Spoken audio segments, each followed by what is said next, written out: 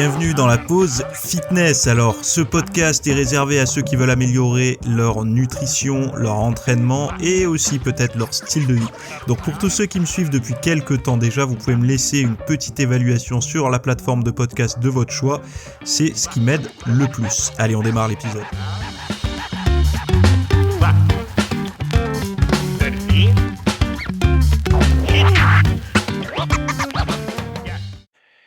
Salut à tous, nouvel épisode aujourd'hui. Donc aujourd'hui, on va parler d'une alerte sur les régimes paléo, de la sèche chez les sportifs et on va parler aussi de sommeil et si j'ai le temps, on abordera un autre sujet, sur les bon, je vous le dis pas, on verra, ce sera la surprise si on a le temps.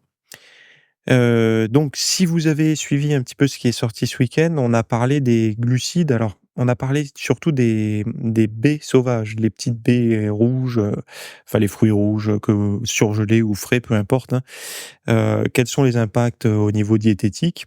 Les inconvénients, les bienfaits, tout ça. Alors les inconvénients, il y en a pas énormément, hein, mais les bienfaits et surtout pour voir un petit peu comment, hem organiser son alimentation pour essayer de remplacer certains types de glucides par ce genre de choses.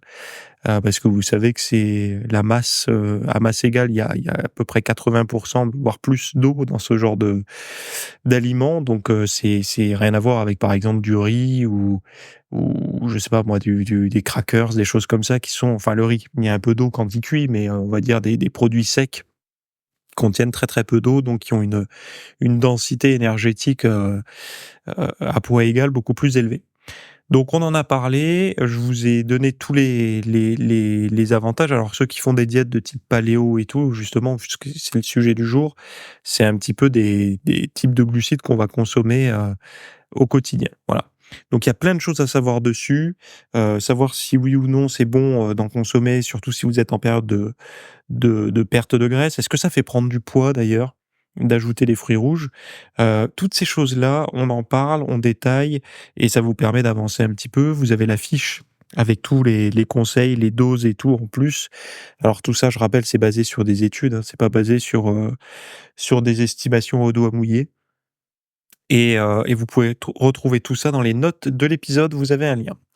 Donc le premier sujet, les régimes paléolithiques, c'est pas sans risque.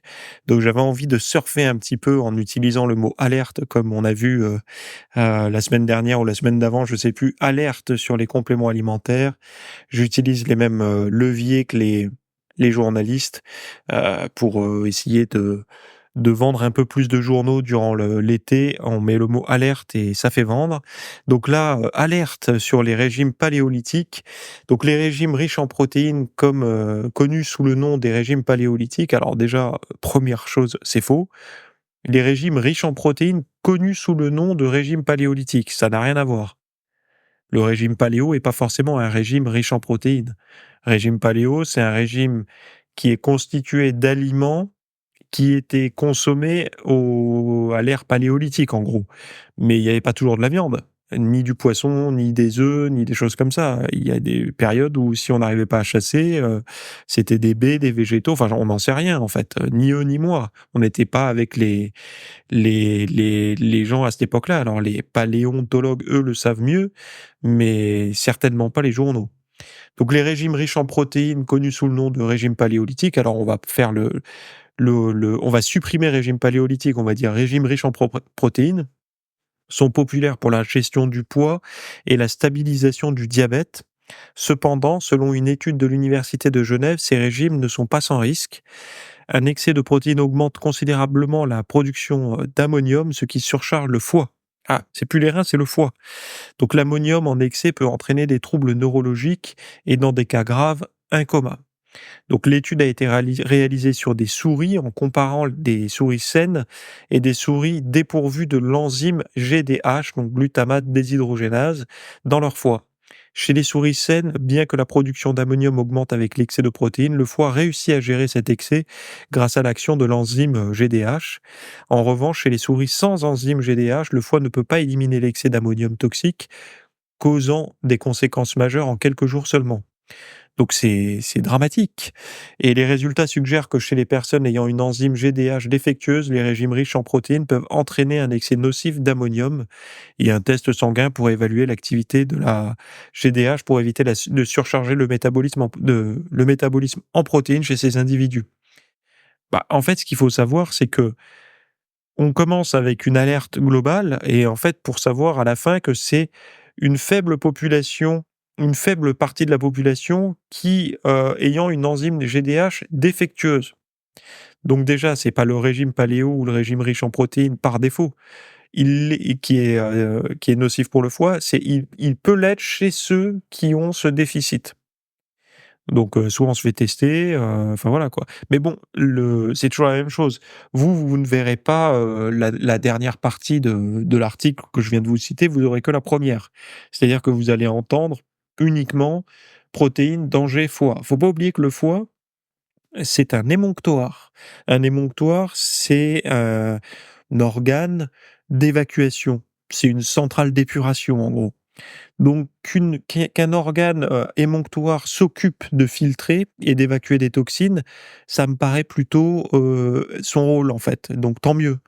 Par contre, de se dire: «Bah, moi, mon foie, aucune toxine, il y a rien, pas de problème», c'est pas forcément enfin, je sais pas comment dire, mais c'est un peu comme la peau, si on transpire, c'est parce que c'est un émonctoire. N'oubliez pas que la peau reste un organe, hein, donc et les reins pareil, enfin bon voilà, les poumons aussi et les émonctoires sont faits pour évacuer des toxines, donc c'est leur rôle d'avoir, du matos pour justement évacuer ça.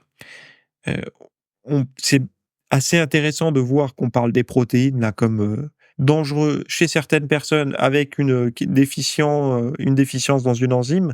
Par contre, on sait aujourd'hui, c'est avéré que le fructose en excès, notamment le fructose, d'origine dans les aliments transformés, donc je sais plus comment il a un nom, mais, donc high fructose, Heu, alors je vais le dire en français, sirop de maïs riche en fructose, voilà. Mais bon, en gros, ça, on sait, c'est avéré que c'est dangereux pour le foie, mais vous avez assez peu d'alertes, heu, qui est aussi fortement médiatisée, quoi. Ou alors ça passe, sous le radar parce que, tout le monde sait que boire des sodas, des choses comme ça, c'est pas bon pour la santé. Mais j'en parle quand même parce que peut-être qu'il y a des gens qui savent comment, tester cette enzyme GDH. Est-ce qu'il y a un test sanguin pour ça ou non? Ça peut être intéressant, hein, parce que forcément si mais bon, c'est mal barré parce que si cette enzyme n'est pas présente ou elle est défectueuse, manger peu de protéines, c'est enfin, ça va être, non musculo-compatible. Non seulement pour la musculation, l'esthétique et tout ça, la prise de force et tout, mais également pour la longévité, hein, parce que peu de muscles, c'est peu de longévité. La masse musculaire permet de rester en forme longtemps et de rester autonome longtemps et c'est ce qui permet aussi, de mieux récupérer suite à une maladie ou des choses comme ça. La masse musculaire, joue un rôle relativement important au niveau immunitaire aussi, hein. Donc pas de protéines, pas de masse musculaire, pas de masse musculaire, donc c'est un peu le serpent qui se mord la queue. En évitant les protéines, on peut-être que sur le moment, le foie, va peut-être un peu apprécier, mais sur le long terme, ça sera pas une bonne chose. Après, ce qu'on peut faire aussi, c'est d'éviter de le surcharger. J'aime bien de dire d'éviter de surcharger le foie et surcharger en tout. C'est-à-dire que si le foie doit traiter beaucoup de protéines, beaucoup de glucides, beaucoup de lipides, beaucoup de, comment dire? De médicaments, de molécules, faut savoir que les médicaments, il y a beaucoup de médicaments qui sont hépatotoxiques, donc enfin, de toute façon, c'est traité par le foie, hein et il y a certaines personnes, par exemple, qui tolèrent mal le paracétamol, qui vont avoir des réactions par rapport à ça, donc de faire travailler son foie, beaucoup, souvent, tout le temps, ça me semble peut-être plus problématique que de juste se dire: «C'est bon, oui ou non protéines», quoi. D'essayer de voir un petit peu dans son hygiène de vie si le foie, a de quoi des temps de récupération et s'il n'est pas, surchargé ou surentraîné, quoi. Un peu comme un muscle qu'on viendrait sursolliciter sans temps de repos, quoi. Bon, 2e sujet, pratique répandue chez les athlètes qui auraient des impacts négatifs sur la performance et la santé. Alors je lis, hein, que ce soit pour les alors c'est l'article précédent, c'était de Science Daily, mais celui-là, c'est de Science Daily aussi, mais c'est un journal différent. Donc une pratique répandue chez les athlètes, comme je disais, que ce soit pour les JO ou le Tour de France. Alors attendez, j'augmente un peu la taille parce que vu que je travaille debout, mon écran est un peu plus loin. Hem, que ce soit pour les Jeux olympiques ou le Tour de France, atteindre le bon poids est une obsession pour de nombreux athlètes de haut niveau. Bah, pas que de haut niveau, hein. C'est également, l'objectif, certainement pour vous, moi et tout, parce qu'on voit bien que quand on prend un peu de poids inutile, donc du gras, enfin inutile dans notre discipline, hein, sauf si on fait, des activités de force pure comme du développé couché, du bench et du bench, du deadlift, du soulevé de terre et du, squat. Où le poids de corps est quand même relié à la force et n'est pas trop impactant sur la performance. En tout cas, de prendre du poids, ça ne réduit pas la force, ça l'augmente plutôt. Par contre, si vous faites des entraînements de type, hybride poids de corps, enfin avec des exercices au poids de corps comme les tractions, les dips, les pompes, les choses comme ça, d'avoir le poids qui monte ou même tout simplement faire du cardio, de la course à pied, enfin bon, peu importe la forme de cardio, vous allez voir que votre, poids de corps impacte énormément, non seulement vos performances, mais également vos rotules, des choses comme ça. Donc le poids de corps idéal, c'est un poids de corps esthétique, mais aussi parfois un poids de corps performance et souvent un poids de corps santé, hein, parce que si on se débarrasse de l'excès de graisse viscérale et de l'excès de tissu adipeux, souvent au niveau métabolique, ça fonctionne mieux. Sauf passer un certain seuil où là, le frein à main commence à, tu sais, c'est comme le cliquet des freins à main, tu descends à chaque pourcentage de perdu de taux de gras, quand tu es en dessous de ta limite et c'est un cran du frein à main en plus et donc ça ralentit, quoi. Donc beaucoup pensent que perdre du poids améliore la performance. Cependant, une nouvelle étude de l'université de Copenhague révèle les dangers de cette pratique, surtout chez les athlètes d'endurance féminines. Donc l'étude a recruté de toute façon, on voit bien, chez les femmes que le tissu adipeux n'a pas du tout les mêmes, enfin, l'adiposité chez la femme, déjà, c'est pas du tout égal par rapport aux hommes. Regardez les taux de gras pour être sec chez une femme et sec chez un homme, vous allez voir que c'est, quasiment multiplié par 2 et en plus de ça, au niveau physiologique, ça n'est pas du tout les mêmes, impacts. Donc, par exemple, nous, notre tissu adipeux, si il fabrique pas de la testostérone. Donc, alors que le tissu adipeux féminin, enfin, et masculin aussi d'ailleurs, mais, au niveau des oestrogènes, il produit des oestrogènes et parfois il peut avoir un rôle, je sais pas si je pourrais dire presque tampon, notamment à la période de la ménopause, qui pourrait expliquer que le tissu adipeux s'installe après la ménopause, tout simplement parce que le tissu adipeux produisant, enfin sécrétant ou fabriquant des œstrogènes, eh bien, vous savez que la ménopause, les œstrogènes s'arrêtent, eh ben, ça serait un rôle, d'équilibre qui pourrait s'installer. Alors c'est une hypothèse, mais une hypothèse qui est quand même, qui commence à être documentée, hein.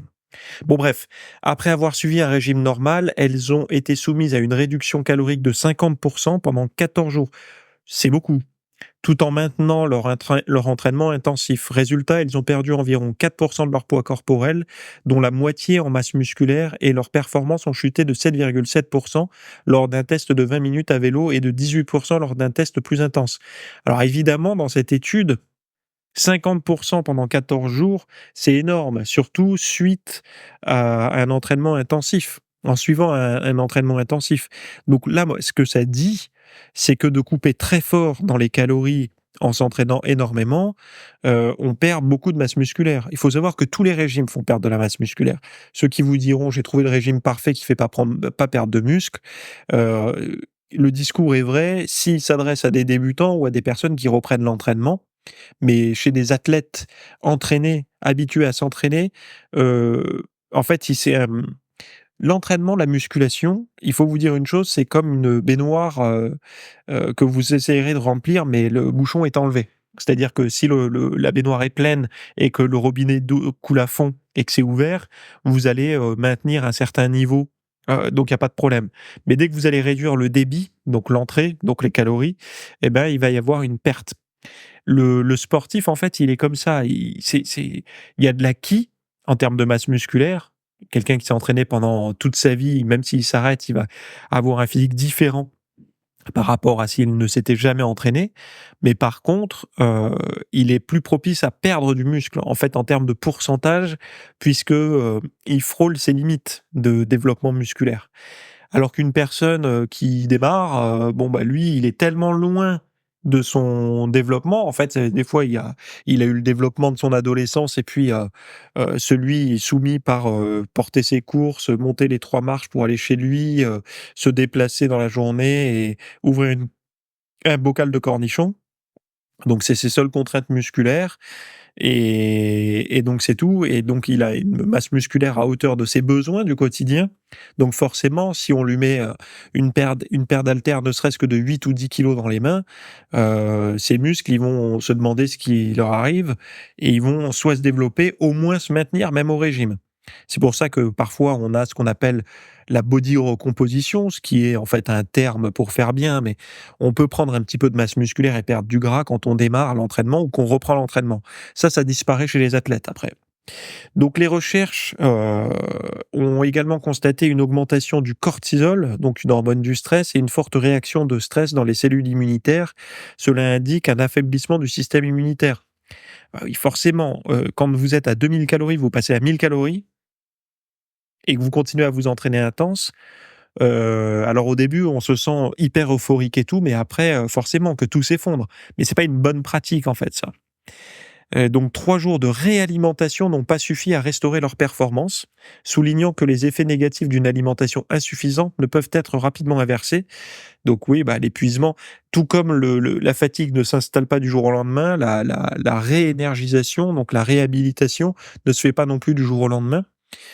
C'est pour ça que on essaie, quand on fait des régimes plutôt intelligents, de recharger plutôt de manière hebdomadaire, plutôt que même, hem, comment dire? Mensuelle. Il y a des gens qui font des diètes sans écart pendant des semaines, mais en fait, ils s'affaiblissent plus qu'ils ne vont réussir.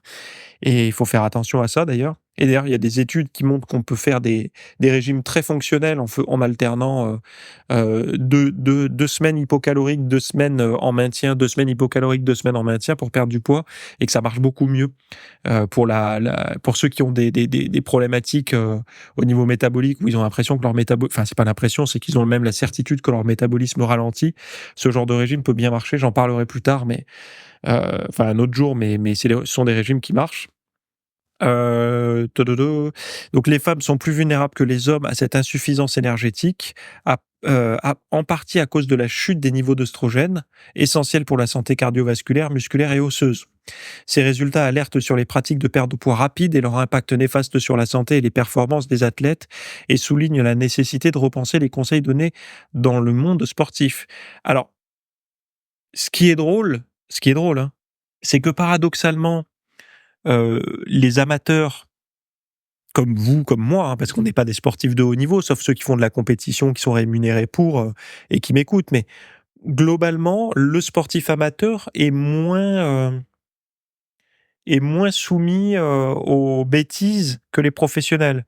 C'est quand même rare, il y a pas beaucoup de cas comme ça, en fait, hein, où le professionnel fait moins bien que l'amateur. En règle générale, vous prenez un plombier amateur, il fera moins bien que le plombier professionnel. Vous prenez un carrossier amateur, il fera moins bien. Alors, je parle pas du carrossier passionné, machin, qui est compétent, formé et tout.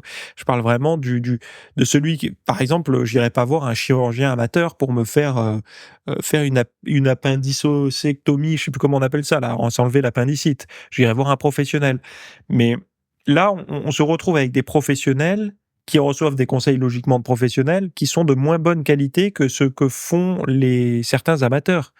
Puisque là, de recommander à des athlètes ou des triathlètes là, de descendre de 50% leur rapport calorique et de continuer à s'entraîner comme des bêtes pour descendre leur poids de corps, à un moment donné, soit on leur a dit c'est bon, lâche la bride, bouffe à volonté, et puis au dernier moment on lui a dit c'est trop tard maintenant, la compétition elle est dans 15 jours, tu dois être au poids. Donc c'est un peu des méthodes de sport de boxe et tout, mais Il faut mieux vaut essayer de se maintenir pas trop loin de son poids de forme, en fait. C'est toujours la même chose. Les fortes prises de masse, puis sèches derrière, même si les alternances, c'est bien pour progresser, on peut faire des alternances sans, modifier son poids de 5 ou 10 kilos. On peut rester dans une fourchette de, déjà, une fourchette de 5 kilos. Moi je trouve que c'est déjà pas mal, hein. Alors plus on avance en âge, plus, ces 5 kilos, ils peuvent passer à 3 puis à 2. Mais, c'est vrai que d'avoir une oscillation de 5 kilos entre en forme pour la plage et en prise de masse, c'est pas mal. Je parle pas de la sèche compétition où là on descend très, très bas parce qu'il y a une forme de déshydratation à la fin qui est d'ailleurs, pas terrible pour la santé, même plus que pas terrible, où on est, ultra sec, la peau sur le muscle et tout. Et là, c'est problématique.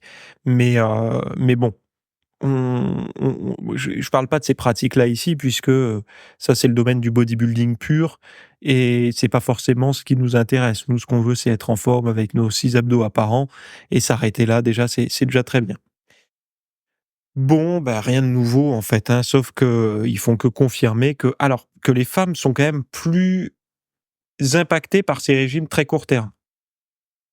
Donc ces régimes de comment dire? De 15 jours, on va dire, où on tombe ses calories de 50. Toutes les performances baissent, au niveau des hormones, ça baisse aussi. Donc l'impact est beaucoup plus fort que chez les hommes, puisque, le tissu adipeux, l'adiposité et certainement la masse musculaire aussi, est fortement relié au taux et peut-être plus relié au taux de gras chez la femme que chez l'homme. L'activité en soirée pour un meilleur sommeil. Alors ça, normalement, non, hein. Quand on entend, activité, enfin, tous les conseils des spécialistes du sommeil, les comment il s'appelle? Heu, c'est Matthew quelque chose, Walker? Non, je sais plus, le spécialiste du sommeil, anglais, qui a écrit le livre, «Pourquoi nous dormons». Bon, tout le monde est d'accord pour dire que le sommeil est impacté par du sport intense en fin de journée. Par contre, alors là, faire de l'exercice rigoureux avant de se coucher a longtemps été déconseillé, mais des chercheurs de l'université d'Otago ont découvert que de courtes périodes d'activité légère peuvent améliorer le sommeil. Alors on ne parle pas de squatter à 200 kilos avant d'aller se coucher, hein. Une étude publiée dans BMJ Open Sport and Exercise Medicine a montré que des pauses actives de 3 minutes toutes les demi-heures en soirée augmentaient la durée de sommeil de 30 minutes. Alors, qui va faire des pauses actives de 3 minutes toutes les demi-heures en soirée? Alors, on peut le faire, hein, surtout depuis que Prime a mis des pubs, on peut même faire, je crois que c'est 1 minute. Mais, alors, le petit conseil que je vous donne, on va finir ça et je vais vous donner un petit conseil pour ça. Donc je continue. Donc Jennifer Gale, doctorante au département de nutrition humaine, explique que rester assis longtemps augmente les risques de diabète, de maladies cardiovasculaires et de mortalité.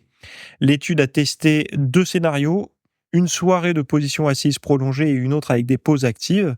Donc les exercices choisis étaient simples, hein, squat sur chaise, levé de mollet et levé de genoux avec extension de hanche. Ça pouvait être réalisé sans interrompre les activités comme regarder la télévision. Le principal résultat est que ces exercices légers avant de se coucher ont conduit à un sommeil plus long, ce qui est important car un sommeil insuffisant peut affecter négativement l'alimentation et est associé à la maladie cardiaque et au diabète de type 2.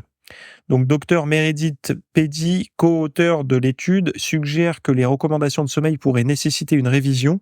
En effet, l'étude montre qu'interrompre régulièrement les longues périodes de sédentarité est une intervention prometteuse pour la santé, mais également pour le sommeil. Alors, pourquoi pas, mais souvent alors déjà il y a deux solutions. Si vous massez ou vous faites masser, moi vous savez que j'ai une petite routine de massage avec ma compagne.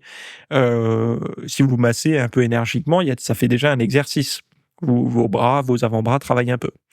Mais sinon, si vous avez, soit une tendinite, une douleur ou un groupe musculaire que vous devez un petit peu, chouchouter parce que, moi par exemple, j'ai eu une épicondylite, donc une tendinite, aux extenseurs de l'avant-bras et il y a des petits exercices à faire avec élastique, avec des rotations internes, externes et tout ça au niveau du poignet avec élastique et c'est vrai que de les faire moi je l'ai fait sur mon canapé, quoi. Je l'ai fait pas durant ma séance de musculation et ça peut être des petits exercices plus intelligents que de faire, un peu tout et rien, en fait, hein. Mieux vaut faire des choses qui vous servent, puisque je sais que souvent ceux qui m'écoutent pratiquent la muscu ou du moins un sport et on a toujours quelque chose, à faire, quoi. Parce que honnêtement, faire des curls ou des extensions de mollets et tout, pour que ça rentre dans le cadre de l'exercice peu intense, c'est pas forcément intéressant pour la prise de masse musculaire. Donc forcément, c'est de l'exercice pour faire circuler le sang, quoi, en gros. Mieux vaut aller chercher ça sur des zones qui en ont besoin. Par exemple, si vous avez des douleurs, des raideurs, des choses comme ça, de faire des exercices qui vont vous apporter quelque chose.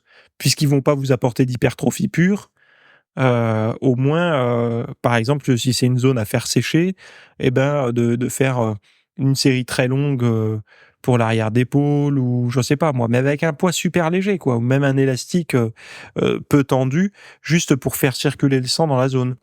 Mais déjà, vous pouvez avoir, à proximité de votre canapé, ne serait-ce qu'un élastique. En plus, un élastique, l'avantage, c'est que ça peut se plier dans tous les sens et vous pouvez le planquer, dans un endroit où ça se verra pas et ça détériorera pas la déco de votre intérieur et d'avoir l'élastique à proximité, ça vous permet de faire, moi je fais des petits exercices, pour l'avant-bras où j'ai eu des douleurs là, une épicondylite et bah, c'est vrai que ça permet de mettre un peu d'exercice et ce qui est intéressant de voir, c'est que cette subtilité entre, vous savez, on est un peu dans le tout ou rien. C'est-à-dire que là, il y a une contradiction directe et vous pouvez le voir, hein, les gens vont dire: «Finalement, l'exercice n'est pas dangereux, pour votre sommeil» et ils vont pas aller voir la subtilité et pour la comprendre, cette subtilité, souvent on disait, parce que ça énerve, ça rend plus nerveux. Le système nerveux, il a souvent bon dos quand on sait pas expliquer les choses. Il y a beaucoup de raisons, pour lesquelles le sommeil est impacté par l'exercice intense. Une des premières raisons, c'est que la température corporelle monte à l'entraînement et que cette température corporelle qui monte, température centrale, elle est, comment dire? Elle est, antagoniste, donc c'est l'inverse de ce qu'il faut pour s'endormir. Puisque pour s'endormir, vous devez baisser votre température corporelle. C'est pour ça d'ailleurs que vos pieds chauds, en hiver, c'est bon signe, que vous êtes en train de réguler. Je vous l'ai déjà expliqué il y a des années ça, mais pieds froids, on dort pas, pieds chauds, on s'endort, tout simplement parce qu'il y a une régulation, une libération de la chaleur par les extrémités et que c'est une bonne indication. Mais bon, quand votre, température centrale est trop élevée, suite à un entraînement, ben forcément, vous allez avoir du mal à vous endormir puisque vous allez avoir du mal à faire descendre cette température. Ça, c'est une des premières raisons. Une autre raison, c'est qu'on n'est pas tous égaux sur la capacité à redescendre au niveau cardiovasculaire après un entraînement. Il y a des personnes qui, après l'entraînement, vont, avoir un rythme cardiaque qui redescend très, très vite. D'autres, ils vont avoir un rythme cardiaque qui va mettre plutôt 1 heure et demie, 2 heures à atteindre leur fréquence cardiaque de repos minimal, on va dire. Et je pense que c'est fortement lié aussi au niveau d'intensité qu'on va mettre, mais et puis à l'hydratation, l'oxygénation, tout ça.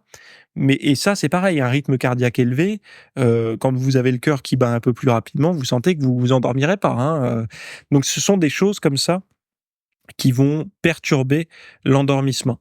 Donc faut mieux vaut et c'est pour ça qu'il y a une méthode par contre qui marche très bien pour s'endormir. J'en avais parlé et moi c'est quelque chose qui marche bien et qui aide d'ailleurs à obtenir un sommeil plus profond. C'est la méthode de relaxation de Jacobson, où vous, contractez, des groupes musculaires, un par un quand vous êtes dans le lit, biceps droit, biceps gauche, avant-bras droit, avant-bras gauche, ischio, machin, vous les contractez. Alors, comme ça, hein, pas besoin de faire un mouvement, mais juste en contractant, pec droit, pec gauche et tout, pendant quelques secondes, puis vous relâchez. Pas besoin de contracter comme un âne, hein. Vous contractez un petit peu, puis vous relâchez, les abdos, le bas du dos et tout. Et en fait, ça, c'est par effet, comme un effet, rebond, en fait, c'est plus vous faites ces contractions, plus il y a l'effet opposé de relaxation qui s'installe et c'est pas intense, ça fait pas monter le rythme cardiovasculaire ou en tout cas, si ça le fait monter, c'est que pendant le moment et après ça s'arrête, enfin ça redescend très rapidement et on s'endort beaucoup mieux et le sommeil est plus profond. J'avais fait le test avec, la montre connectée, ce qui n'est pas, la mesure la plus fiable qui puisse exister pour le sommeil, mais moi, je regarde les tendances surtout et c'est vrai que, il y a un peu plus de sommeil profond en faisant ce genre de choses. Ça a été démontré, hein, c'est pas quelque chose que je sors de mon chapeau, c'est si je l'ai fait, c'est parce que je l'ai lu dans les études et donc voilà. Bon après pour toutes ces histoires de mesures de sommeil, regardez, privez-vous de sommeil pendant une nuit ou si vous avez, je sais pas 6 heures, si cette nuit vous avez dormi que 6 heures, vous verrez que la nuit prochaine vous aurez plus de sommeil profond et tout. Il y a une bonne régulation et souvent quand il vous manque, une phase de sommeil, par exemple, vous avez pas assez de paradoxal ou pas assez de profond, vous voyez que ça va se réguler sur les nuits suivantes. Donc regardez plutôt, sur la semaine plus que sur la nuit seule quoi, quand vous analysez votre sommeil. Voilà, donc après pour ces glucides là, sans prise de poids, comment inclure, ces glucides sans grossir? Je vous en ai parlé en début d'épisode. On alors moi, c'est des cours que j'aime bien faire. J'aime bien aller chercher la documentation parce que, c'est un peu un travail de Sherlock Holmes parce que dès qu'on s'attaque à des fruits, des légumes, des choses comme ça, les études sont alors vous allez me dire, elles sont nombreuses. Elles sont nombreuses dans l'absolu, mais elles sont pas nombreuses par rapport à l'importance. C'est-à-dire que l'alimentation, c'est au moins 3 repas par jour en moyenne et on a finalement assez peu d'études, par rapport au on a parfois plus d'études sur des sujets autres, que sur l'alimentation. Je parle pas de l'alimentation en général. Je parle de l'alimentation de type, les fruits, les légumes, la viande, mais les produits non transformés. On n'a pas assez d'études par rapport aux besoins réels d'études faites dessus, à faire dessus, pardon. Et là, on voit comment utiliser les baies pour gérer, efficacement l'apport en glucides, les explications détaillées sur la restriction des glucides le soir, sur la perte de graisse, pourquoi le chargement en glucides traditionnels pourrait ne pas être optimal, les bienfaits des cerises et des baies sur la santé cardiovasculaire, comment les baies peuvent améliorer les marqueurs, du diabète et les fonctions cognitives. Bon bref, les rôles des baies dans la prévention de maladies, impact des méthodes de traitement sur les baies sur les bienfaits nutritionnels. Effet des glucides sur le sommeil, la dose recommandée et les meilleurs choix en supermarché et voilà, vous avez la vidéo, les notes en PDF, tout ça. Donc si ça vous intéresse, allez voir le lien que je vous propose, juste sous cet épisode. Voilà. Je m'arrête ici pour, ce podcast. Très bonne journée à toutes et à tous. Bye bye. Merci d'avoir écouté cet épisode. Alors, avant de partir, j'avais juste quelque chose à vous partager. C'est vrai que vous avez peut-être des temps morts à meubler, que ce soit des temps de trajet dans les transports en commun, du cardio un petit peu long sur un tapis de course, ou alors tout simplement envie de remplacer les programmes que vous avez la soirée pour de l'apprentissage. Vous êtes peut-être adepte des émissions, des documentaires, des reportages, etc. Sauf que dans le monde de la musculation, de la nutrition, du développement, d'un mode de vie sain, etc. C'est un peu maigre en contenu dans les médias grand public. Et donc, ce que je vous propose, moi, personnellement, c'est d'aller faire un tour dans la bibliothèque alors, c'est un Netflix version fitness privée qui vous coûtera moins cher qu'un lavage auto au rouleau par mois. Et là, vous avez vraiment tous les sujets. Alors, c'est plein de cours que je propose. Il y en a déjà plus de 300. Ce sont sur le sommeil, sur les hormones, sur la nutrition. Donc ça peut être pourquoi on a faim, pourquoi on n'arrive pas à tenir un régime, comment faire, quelles sont les solutions, mais aussi d'anatomie pour l'entraînement, des programmes d'entraînement. Donc tout ce qui est lié à la perte de graisse, si vous avez du gras sur le bas du ventre depuis des années, ou alors si vous avez du mal à prendre de la masse musculaire, tous ces sujets du plus connu, entre guillemets, du plus recherché au plus pointu, tous ces sujets sont largement abordés dans cet espace VIP. Donc, pour rappel, pour y accéder, vous avez un lien en description. Si vous ne le trouvez pas, vous allez sur www.fitnessmiss.fr et vous faites devenir membre. Voilà, vous trouverez sur le site et vous accédez à ce contenu caché que vous pourrez écouter partout. Voilà, je vous laisse ici. Très bonne fin de journée à tous.